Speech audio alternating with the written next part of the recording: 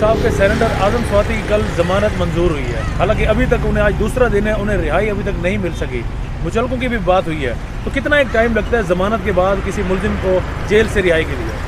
जी, आपका सवाल ये बहुत अच्छा है और मैं सबसे पहले आपका शुक्रिया अदा करता हूँ कि आप यहाँ पे तशरीफ़ लाए हैं और आम आवाम के लिए कि उनको पता चल सके कि दर हकीकत मामलात क्या चल रहे हैं, उनकी रहनुमाई के लिए आप ये इंटरव्यू कर रहे हैं। और मैं आपको बताना चाहूँगा कि जो एक कोर्ट का प्रोसीजर होता है, जो कानूनी तौर पे हमारे पास इसकी प्ली बाकी है, जो प्रोसीजर है वो ये है कि फ़र्स्ट ऑफ़ ऑल अगर किसी की बेल ग्रांट का ऑर्डर हो जाए कोर्ट से, तो उसके बाद देखा जाता है कि वो कोर्ट कौन सी है। अगर तो वो मजिस्ट्रेट की कोर्ट है, मजिस्ट्रियल कोर्ट है, तो फिर वहाँ पे मुचल के सबमिट सेम कोर्ट में हो सकते हैं। अगर जैसे कि आप इसमें देखते हैं आजम स्वाति के केस में, इसमें बेल कंफर्म हुई है हाई कोर्ट से, तो हाई कोर्ट में ही सेम कोर्ट में वहाँ पे मुचल के सबमिट नहीं हो सकते थे, जिसकी वजह से कोर्ट ने ऑर्डर करना होता है कि वो ट्रायल कोर्ट में जो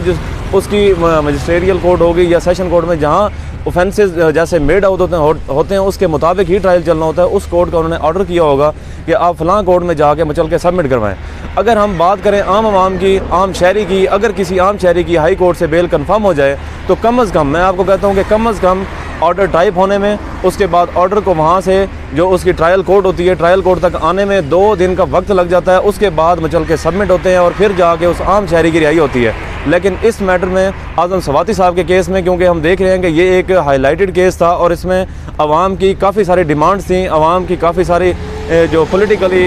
इंटरफेरेंस थी डिपार्टमेंट्स की तरफ से, वो देखी जा रही थी। लेकिन उसके बावजूद आज दूसरा दिन है, कल ही ऑर्डर पास हुआ कोर्ट से और आज के दिन में ही सुनने में आ रहा है कि उनके मुचल के सबमिट हो गए, उनकी रिहाई मुमकिन बनाई जाएगी, क्योंकि कोर्ट से ऑर्डर हो के वो ट्रायल कोर्ट में रिसीव हो चुका है। अब सिर्फ इतना ही बाकी है कि उनके मुचल के कितनी देर में वहाँ पे सबमिट करवाए जा सकते हैं। जो मुचल के सबमिट करवाने का एक प्रोसीजर है वो ये कि जो अटेस्टेड कॉपी हमें हाई कोर्ट की तरफ से रिसीव होती है, वो अटेस्टेड कॉपी साथ लगा के कोर्ट जितनी श्योरिटी बॉन्ड मांगती है, वो श्योरिटी बॉन्ड हम किस सेंस में सबमिट करवाते हैं, क्या उसके लिए हमारे पास कोई जामिन मौजूद है, अगर जामिन मौजूद नहीं है तो फिर वो इन कैश भी सबमिट किए जा सकते हैं। इन कैश देने के लिए हमें कोर्ट में एक एप्लीकेशन मूव करनी पड़ती है। अगर वो एप्लीकेशन अलाउड हो जाए तो इन कैश श्योरिटी बॉन्ड भी सबमिट करवाया जा सकता है। अगर जैसे इस केस में हमें देखने को मिल रहा है कि in cash surety bond submit हो रहा है, तो इसमें पहले एक 32A का चालान फिल करके उसकी जो अमाउंट होगी, जो श्योरिटी बॉन्ड मांगा गया कोर्ट की तरफ से, वो नेशनल बैंक में सबमिट होगा। सबमिट होने के बाद वहाँ पे जाके 32A के चालान की अटेस्टेड कॉपी,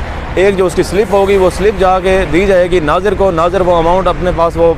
रिकॉर्ड दर्ज कर लेगा और उसके बाद अलमद की तरफ से जो रोबकार है वो इशू होगी और उसके बाद ही इनकी रिहाई मुमकिन बनाई जा सकेगी। जब तक ये कोर्ट का प्रोसीजर, कानूनी प्रोसीजर मुकम्मल नहीं होगा, उस वक्त तक सिर्फ किसी की ज़ाती डिमांड पे, किसी की ज़ाती ख्वाहिश पे उनकी रिहाई मुमकिन नहीं है। और अगर इस चीज़ को रंग देने की कोशिश की भी जाए कि उनकी रिहाई में रुकावट डाली जा रही है या बैंक बंद किया जा रहा है, तो ये हरगिज़ कतन ऐसा हो ही नहीं सकता, ये पॉसिबल नहीं है। कानूनी तौर पर जब तक तमाम जो उसकी ज़रूरियात हैं, जो उसकी डिमांड्स हैं, जो उसका प्रोसीजर है वो मुकम्मल नहीं होगा, उस वक्त तक ये पॉसिबल नहीं है। आजम स्वाति की ज़मानत मंजूर हो चुकी है, तो कितने अरसे के लिए एक मुलजिम को जो पहले जेल गया हो, कितने अरसे तक वो बाहर रह सकता है, ज़मानत पर रिहा रह सकता है? और केस खारिज होने तक क्या वो बाहर ही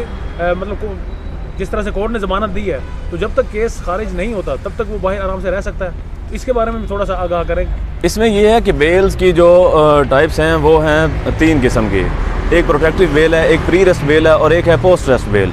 जो CRPC के सेक्शन हैं 498, 497, तो इनके मुताबिक ही बेल कंफर्म होती है या प्री अरेस्ट बेल करवाई जाती है। जो प्री अरेस्ट बेल होती है वो उस टाइम तक, जब तक कंफर्म नहीं होती या खारिज नहीं होती, उस टाइम तक वो बेल ग्रांट की जाती है। जबकि जो पोस्ट अरेस्ट बेल, जिसमें पोस्ट अरेस्ट बेल मीन्स के आजम स्वाति साहब जेल के अंदर मौजूद थे, वो गिरफ्तार हो चुके थे, तो इसमें पोस्ट अरेस्ट बेल जो मूव की गई है, ये बेल उस वक्त तक कंफर्म होगी जब तक आजम स्वाति साहब हर तारीख पे, हर डेट पे कोर्ट में पेश होते रहेंगे, उनकी गैर हाज़िरी नहीं होगी और उनकी गैर हाज़िरी की मुद्दत बहुत ज़्यादा तवील नहीं होगी, उस टाइम तक उनकी ये बेल रहेगी। अदरवाइज़ कोई भी ट्रायल हो, कोई भी इस तरह के जितनी भी FIRs होती हैं, उसमें मुलज़िम की हाज़िरी, मुलज़िम की वहाँ पे पेशी पे पेश होना, वहाँ पे उसकी अटेंडेंस लगना, ये कंपलसरी होता है, ज़रूरी होता है। अगर ये अपीयर होते रहेंगे जब तक ये ट्रायल चलता रहेगा, अभी तो इसका चलान मुकम्मल होकर कोर्ट में आएगा तो उसके बाद इसका ट्रायल स्टार्ट होगा, और जिस टाइम ट्रायल स्टार्ट होगा तो अगर इनकी हाज़िरी यकीनी अपनी बनाएंगे तो उसके बाद इनकी ये ज़मानत जिस टाइम तक केस का फैसला नहीं होता उस टाइम तक ये बरकरार रहेगी और ये ऑर्डर जो है वो मेंटेन रहेगा। अगर ये गैर हाजिर रहेंगे तो फिर उसके बाद इनकी ये ज़मानत खारिज हो जाएगी और कोर्ट दोबारा से इनको तलब कर लेगी और इनकी गिरफ्तारी के ऑर्डर्स भी जारी कर सकती है।